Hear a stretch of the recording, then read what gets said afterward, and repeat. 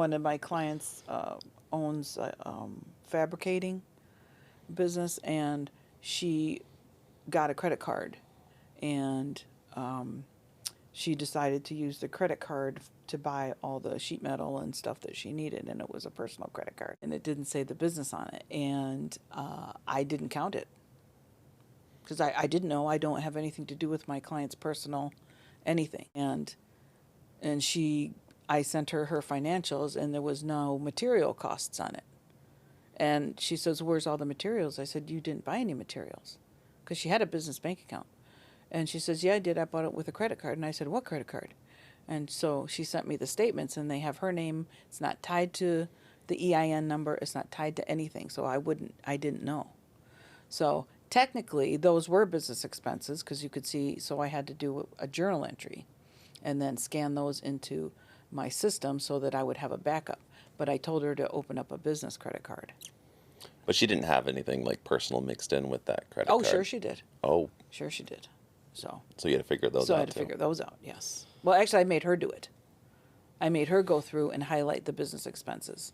Because if I'm doing it, how am I supposed to know? I didn't spend it. It's not my card. You know? Yeah.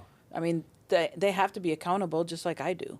Yeah. Well, one's coming from the metal shop, the other one's Bed Bath & Beyond. Right. You know. Maybe they're, yes. Who knows, maybe, or right? she's going to Fry's. She could have bought, copy paper for all I know. I don't know. Yeah. When I started, it's like getting that business account was so much easier just to think, all right, everything I do on that card, easy peasy, it's all organized. And it was like so much better. Yes. Yes. Because like when I started, I think I did only have one. It was just me. Yeah. And I was kind of doing some jobs. Didn't quite establish the business for a while. And it was just all mixed together. And Yeah. I don't even know And it was what happened. difficult, right? It's more than 7 years ago. Yeah.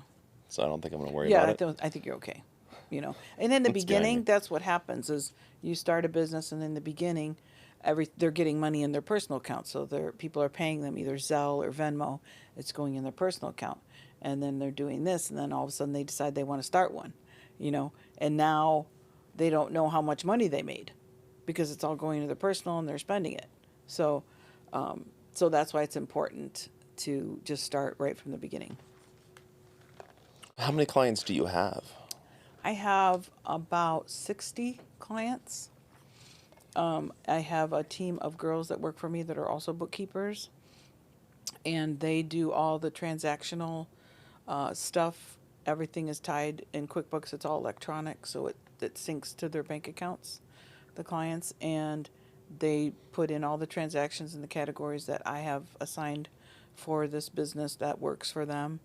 I try to be as detailed as possible. They do all the transactions. They do all the reconciling. And then I go in before I turn it over to the client for the month or the quarter, whichever one they're contracted with. And I go over and I review all the transactions that the team did or the girls that are assigned the different accounts. And I go in and I make changes. And if I see something that they're doing wrong, I let them know and say it needs to be done this way. And then the financials are produced and sent to the client. And then I get paid, and then I pay them. Does having a bookkeeper reduce the cost of having a CPA? Yes, because the CPA will charge $300 an hour to do your bookkeeping usually. And I charge $85. So when I'm all done, it's all in a package. All they need is an hour to do your return, usually, because it's going to be so easy to read when I'm finished. They just go into their software, their tax software, punch in the numbers, and boom, you're only paying $300, maybe $400 once a year to do your return. And then you're paying the bookkeeper. It winds up to be a lot less than what the CPA would charge you.